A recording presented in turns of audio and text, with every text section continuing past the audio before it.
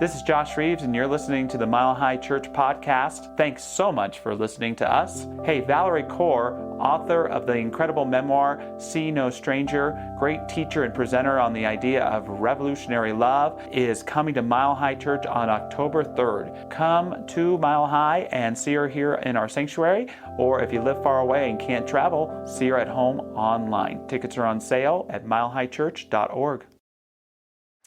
Well, today, my message is called Spellbound No More. The truth about that I shall confess, is that this is a working title I'm using for my next book, Spellbound No More. Yes, I'm looking forward to the writing experience, and it's really born out of the conversation that I want to have in this book about how many things capture us and essentially become spells, if you will.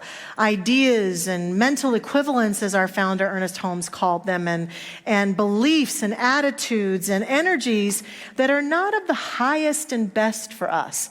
Often those spells that we get caught up in, I call them little rabbit holes, where we fall into our little rabbit hole of energy and often negativity, and we're stuck in the rabbit hole, and we can't see anybody else's rabbit hole, and we're just in there kind of rolling around in frustration or anxiety or anger or judgment or whatever it might be, and we get so caught up in it that it's really challenging to break the spell. It becomes a habit of mind, a habit of being, a habitual way of perceiving the world. And so spells can be kind of negative like that at times. But spells can also be positive. We can cast a spell of love and positivity in our lives. In fact, many people think of spells and immediately think of something negative. Think of things like witches who cast spells, and even the Wiccan tradition. I actually did a little research on how does the Wiccan tradition use spells. We are essentially an interfaith community that loves to celebrate the wisdom of all faiths, right? Well, the Wiccans define a spell as a ritual designed to access and direct the universe's power to manifest a specific intention. It is a sacred act, similar to a prayer where one connects with their inner divinity to influence the world around them. Wiccans use spells as tools for positive change, aligning their will with the natural world and their desired outcomes. That sounds a little familiar, doesn't it? Maybe there's some alignment there. And see, the way that it works is the creative process, which we often refer to as the law, or the creative energy that flows through each one of us and is activated by the power of our word or our spells that we cast, does not demand that we only cast positive spells.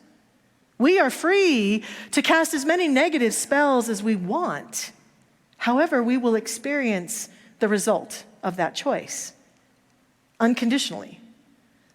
We will experience the constant reality of what we're casting in our word and our thought and our energy always. And the universe says, yes, my beloved, as you wish. So it really becomes a matter of choice. What kind of spells do I want to cast? And what kinds of spells is it time for me to break?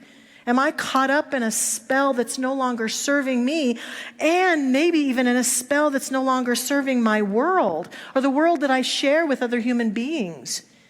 Because what I'm sure of is that casting constant spells of negativity and anger and judgment and separation will not solve the problems that we face collectively or individually. So it really becomes a matter of, are we willing to make a shift and begin to cast new spells and not be bound by these negative ideas and negative ways of living? And I'm going to flip my general practice a little bit today. Usually I will state the issue and then I will talk to us towards the end about how we can solve this. And I'm going to talk first now about ways we can solve or cast new spells, if you will, and then talk about two of the spells that I think most capture humanity that are not serving us. So the ways that we begin to break a spell or have a spell we're under begin to be lifted and shift, the first step is you got to recognize you're caught up in it. You got to be willing to say, oh yeah, there I go being negative again. There I go being all afraid again. There I go being all judgy again. You've got to see it. We've got to be able to see the pattern that we're caught up in and become aware of it. Awareness is the first step. Awakening is the first step. Looking around at myself and saying, okay, there I go doing it again. That is the first step. And it's a very important step.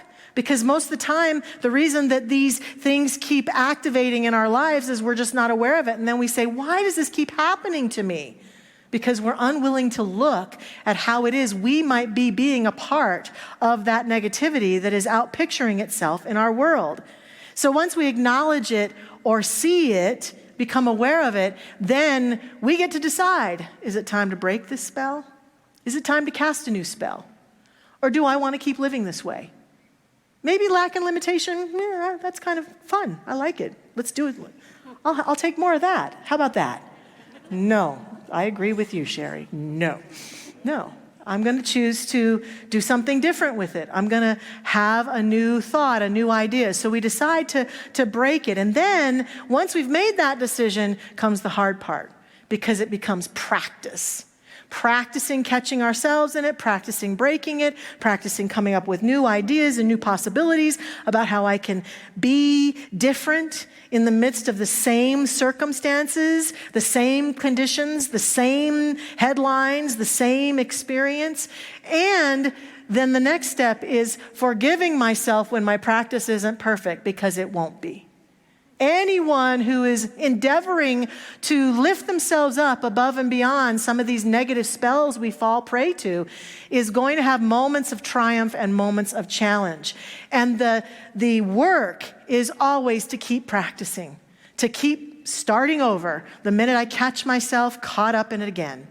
And to see that I'm caught up in it again, and doing it over and over and over again until something new begins to emerge in my life. So those become the steps. And here are 2 spells that I'm inviting us to consider breaking in our lives. They're big ones, too. When I listed all the spells that I might want to write about in my book, I discovered that most of them fall into one of these 2 categories. And so due to time, I'm only bringing those 2 to you today, okay? But they're big ones, they're important ones. The first one is the spell of hatred/judgment. Hatred and judgment. These spells are challenging spells.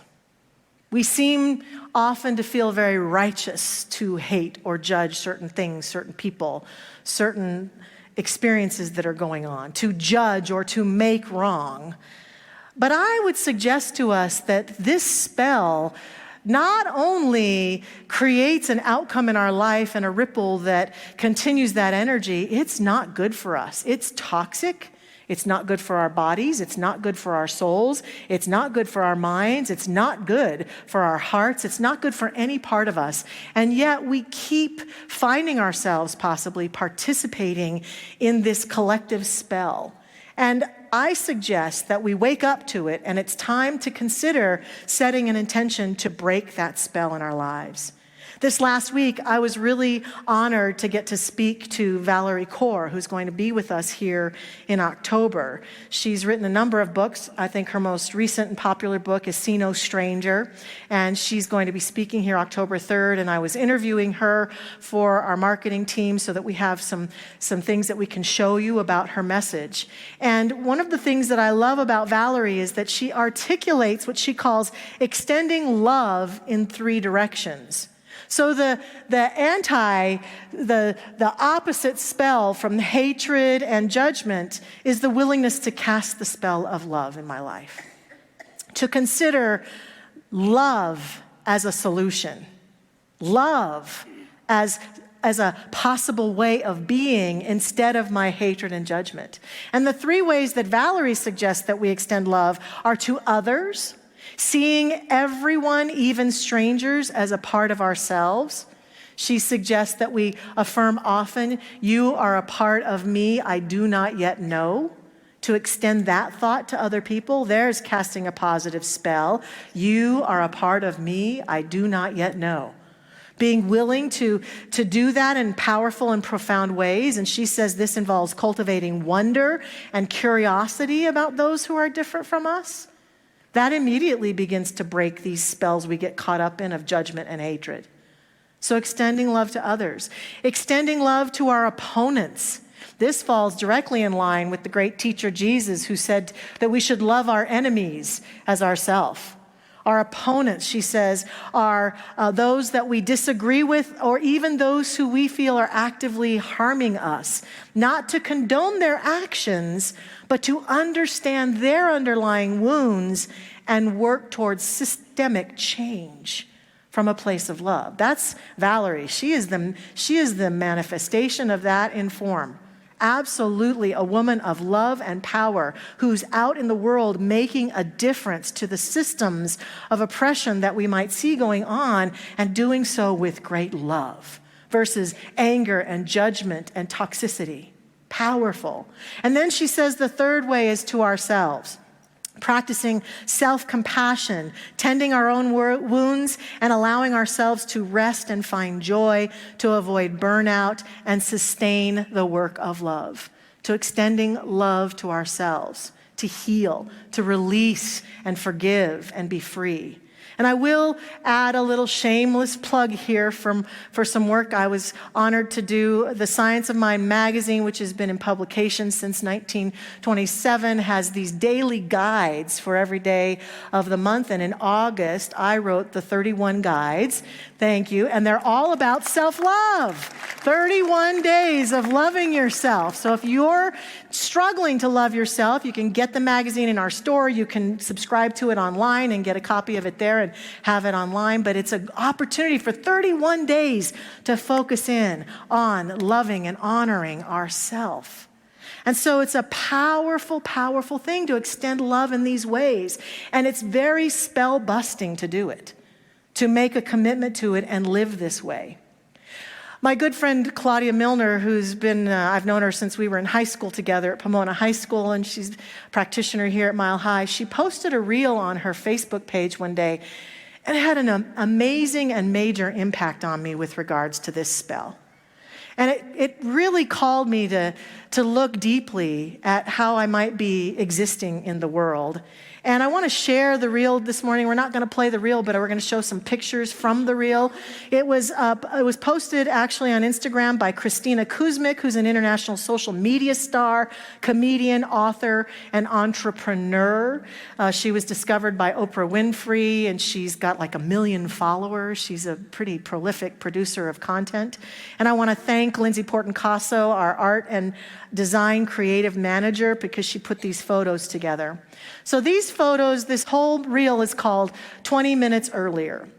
So there's 3 sets of photos. The first photo is a photo of a woman, and it actually is Christina, with a little boy in like a sandwich shop.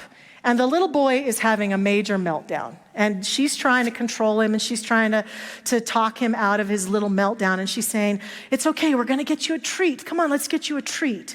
And then there's 2 ladies you can see in the picture who are standing at the cash register, a younger woman and an older woman. And the older woman turns to the younger woman and says, "Great. Kid has a big meltdown, and parents these days offer a treat. That's really, really great." And she's very judgmental. And then the picture goes to 20 minutes earlier, and you see the woman with the little boy in an office, and she's talking to another woman who's saying, "We're really grateful that you're willing to provide a foster home for this young little boy. He's been severely abused, and you'll be his 3rd foster home." And the woman says to the little boy, "Let's go get some food, honey. I'm going to take you home. It's going to be okay. We'll get you a special treat." And then the next set of pictures is a picture of a woman in a parking lot, and she's getting out of a white car, and she's walking in, and as she's walking in, another woman is passing by and says, "Nice sports car." And the young woman says, "Oh, yeah, thanks." And they go into the store together, and they end up in line checking out, and the young woman is checking out, and she says to the cashier, "Do you take food stamps here?" And the other woman who saw her with the sports car says, "Great. You've got a sports car out there and you're mooching off the government? That's just great." And then it goes to 20 minutes earlier, where the woman with the food stamps has left her young son with a friend who says, I'll take care of your boy. You borrow my car and go get your grocery shopping done. And the third one really touched my heart because I can say sometimes I have been a little bit guilty of this one. I confess I like to drive fast. So this one really got me. It's a picture of a man in a white car, and he's driving his white car. And there's a man in a red car behind him, and the white car is driving kind of slow, and he's a little bit challenged in the lanes. And so the guy in the red car is yelling at him, hey, can't you at least drive the speed limit? And oh, look at him, he's having a big fit, and he speeds past the guy in the white car, and he yells at him and says, you need to drive better out the window. You're doing horribly. And then it cuts to 20 minutes earlier as the man in the white car is holding his wife's hand and the doctor saying, I'm sorry, we couldn't save her. We tried everything. And the man in the white car says, how am I going to tell my kids their mother died today? And he's driving home to tell his kids. And then it ends with some pictures of some words that I leave for us today to consider. You don't know what someone else is dealing with. Be kind. We don't know. See, the spell of hatred and judgment, it takes us over at times. And we cast all sorts of perceptions and ideas about each other, and we don't know the pain someone is going through. We don't know the conditions that they might have faced just 20 minutes ago. So if we don't know, why don't we choose just to be kind? Why do we choose over and over again judgment and animosity and hatred even? Words of hate and anger and frustration and all of that stuff that we cast upon each other. How could we change this world if we just said, I'm going to choose to be kind. No matter what someone else does today, I'm going to choose to be kind. I'm going to choose to act from the love that lives within me and always be as kind as I possibly can. What have we got to lose by doing that? See, I would say we've got lots to lose by continuing to be under the spell of anger and hatred and judgment. We've got more to gain than we could ever imagine by becoming willing to be kind and loving, to extend loving kindness to each other at all times, no matter what. It's a challenge. And skeptics would say, oh, come on. How do I be loving when that's going on? Or how do I be loving towards that person when they're such a blah, blah, blah? How do I do that? And I say we dig deep and we make a choice, just like I said in the beginning. My husband Ken and I have been watching that series, The Chosen, recently, that's based on the life and teachings of Jesus. And it's a really beautifully done series. And I think I know the Gospels fairly well. I'm not an expert or anything, but I see something in the Gospels that they've brought really to life. And it is some about what Annalisa was singing about earlier. There are so many times when Jesus is standing before his apostles. And of course, they're in a period of time where they're being oppressed by the Romans, and they're even being oppressed by their own Jewish rabbis who think Jesus is a joke and think Jesus is being sacrilegious and challenging him at every viewpoint. And often when the challenge comes up, the apostles are going for their swords. I'll save you, Lord. And Jesus is like, dudes, cut it out. Put your swords down. Over and over again. And then towards the end, as he's getting towards the end, you can see the look on his face, and I can totally imagine Jesus going, I keep telling you people, kingdom of heaven, love, come on. And he's like exasperated that they're not getting it. And sometimes I think we can sometimes look around at each other and go, come on, love has got to be the way. Now, one could argue that when Jesus went in and destroyed the temple and had that temper tantrum in the temple, that he maybe wasn't so loving. One could argue he'd fallen into his human experiences. And I just know that if one does argue that, one likely will get kicked out of catechism.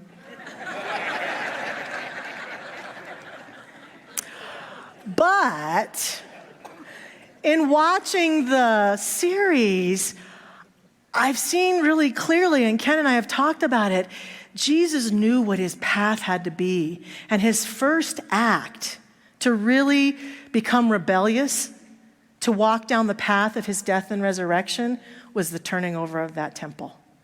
As the rabbis were watching, as the Sanhedrin were watching, as the Romans were watching, he had a plan, and so I could see the value in it. But all along, this great teacher was inviting us to consider love. So even some of us who are skeptical right now, hearing these words going, oh, prayers and love, there they go again. It works. Think about it this way from a spiritual standpoint. I've been really blessed recently to read some works by Paul Selig. And he has this chapter in one of his books about love that I've read it over and over again. And one thing he says that I really resonate with, he says, here's the deal. We get righteous, we get judgmental, we make people wrong, and it's like we put them on this island of wrongness. And we put them out of the realm of our love. I can't love them because they, bleh, whatever it is. Not lovable. Horrible human being. Put them on the island. But here's the thing. Oneness, you can't escape it. You just can't. Science is even telling us where quantum entanglement indicates that today we've been here at church together and we will forever be with each other at the molecular level. We can't escape each other. And the minute we put anyone on that island, we're there too. We don't get the benefits of oneness and love. We don't get to feel it because we're putting some other human being out there on the island. We've admonished them to the island. They're on the island of my judgment and my make wrong, and therefore so am I, because wherever I put someone else, I go there too. So it becomes then a question of, how do I encounter every human being on this planet and somehow find a way to keep them on the island of love with me? Doesn't mean I have to agree with everything, just like Valerie said. I don't have to condone and agree with everything everyone does. But I can do so with love. Love is the way. And it breaks the spell of judgment and hatred.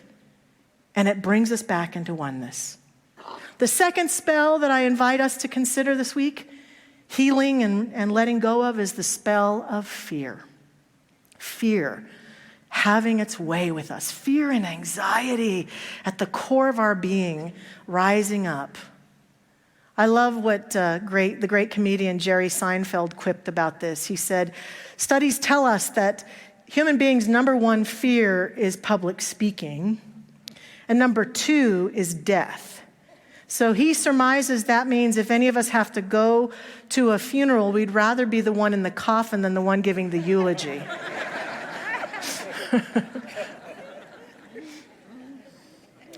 Fear definitely can have its way with us. It can capture us. And yet, rising out of fear and letting go of fears, we can find, some of us say, well, how can I not be afraid? How can I not be afraid? And what I think happens is when we rise out of this fear, what we give way to, the spell we let go of is the spell of fear, for the spell of trust and faith in my own inner guidance. I begin to recognize that I'm always guided to where I am supposed to be. Always guided. I feel sad for people who let fear run their life in certain areas. One example for me is that I love to travel and see the world. That's why I like taking people on cruises. We're going on an Eclipse cruise next year if you want to come with us. We're traveling and seeing the world. And some people say, I can't get on an airplane. I don't want to get on. I'm too afraid to fly. And I have decided I am not going to let fear lead me like that. For gosh sakes, if my way of stepping off the earth plane is to die in a plane crash, I will go down happy because I was on my way to Europe or wherever I was on my way to. But I'm not going to let fear rule the day. But at the same time, I'll listen to my guidance. And so I have said to my innermost self, if I'm ever not to get in that car or get on that plane or jump out of that plane or whatever it is I decide to do, if my guidance says not to do it, I will listen. I won't do it then. If it's not my time, I will listen. Now, it's only happened once, but it was pretty profound. A few years ago, I returned from a trip to Oregon and discovered that the people I had been with, a number of them had come down with COVID. And while I was in Oregon, I got calls from the hospital that my father was gravely ill in the hospital in Florida. And so my wonderful husband made plans so that when I got back, as soon as I got back from Oregon, we were getting on a plane and we were heading to Florida. And so we had a little time the day I got back to repack and do something different and get ready to go, and we were kind of wandering around. But the first thing in the morning, I started getting this message: don't get on that plane.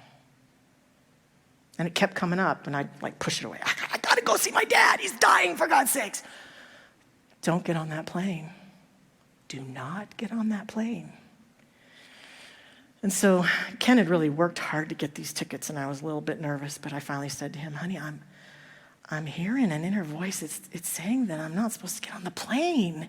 And to his credit, he said, okay, let's cancel we're canceling the plane. So he canceled and we didn't go. The next day, I came down with COVID. If I had gone on that plane, I would have exposed all the people on the plane to COVID.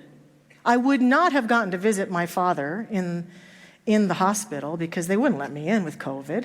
And I would have been stuck in Florida for God knows how long, somewhere, until I got over the COVID so I could fly home. So my guidance won out. My father did pass away while I was sick with COVID.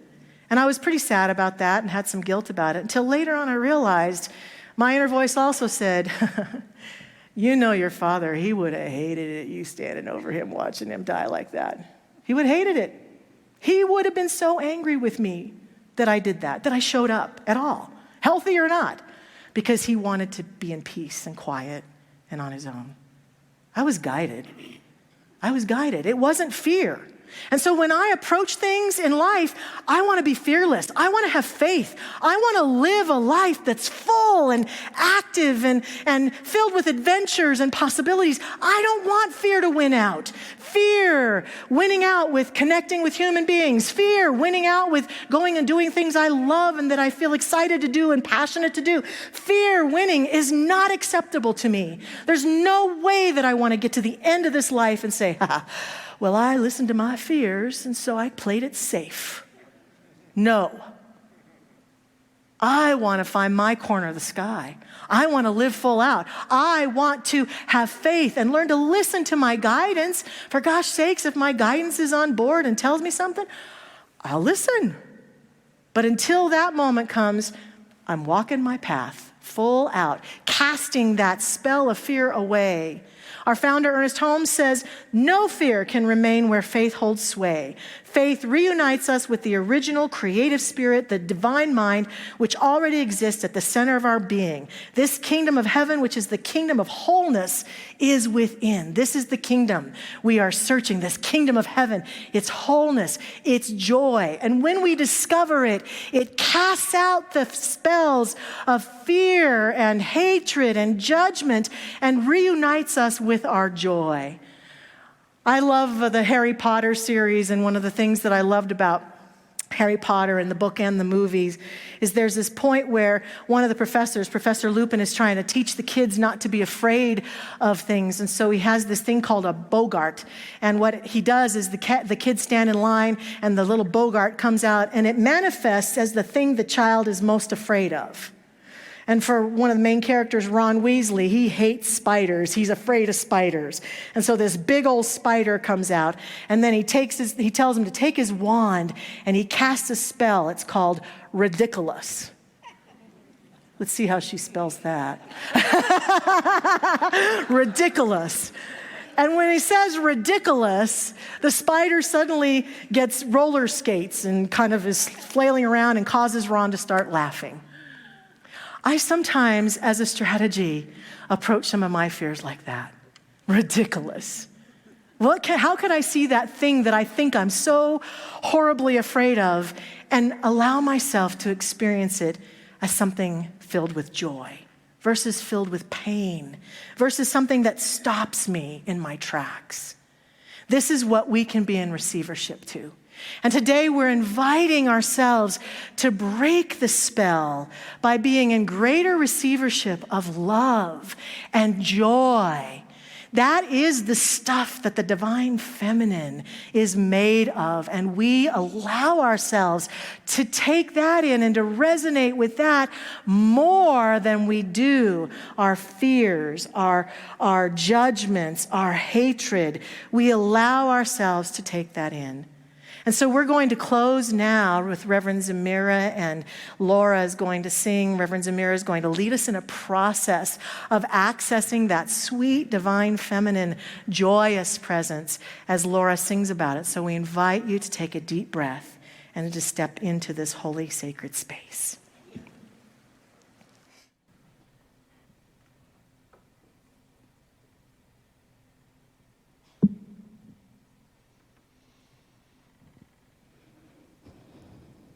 So now, beloved beings, I invite you on a journey with me into a moment of sacred stillness. As we emerge from the spells of disconnection and fear, judgment, and hatred, we awaken to that deeper bloom of our awareness.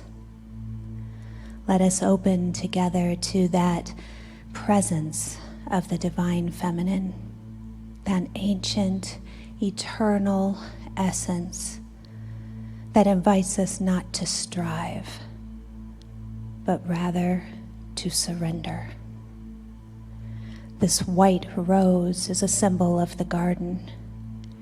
It's a symbol of our blooming in surrender to a deeper and deeper embodiment of the feminine divine. This space that is not outside of us, but within. This morning I offer you this simple practice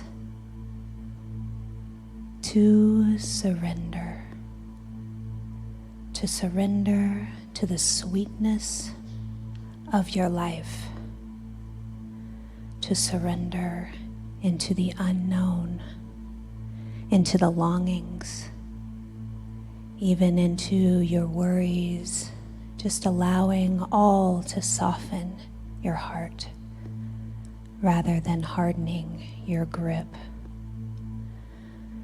As I share this prayer of a remembrance from Megan Dawn, I invite you to imagine how you might surrender even more deeply, more fully into trust, more freely into the mystery that already holds you. And allow the words to wash over you and hold them in your heart. I seek my remembrance of a deeper way, a way where my soul will know its respectful nature. I will bow down in honor from where it has come and to where it is going. I will remember long before time and beyond all space. I will remember the Creator, who is the uncreated one.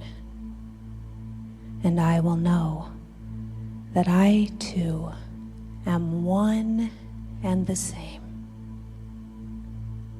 For this, I surrender all that I am, and I open to my splendor of what is.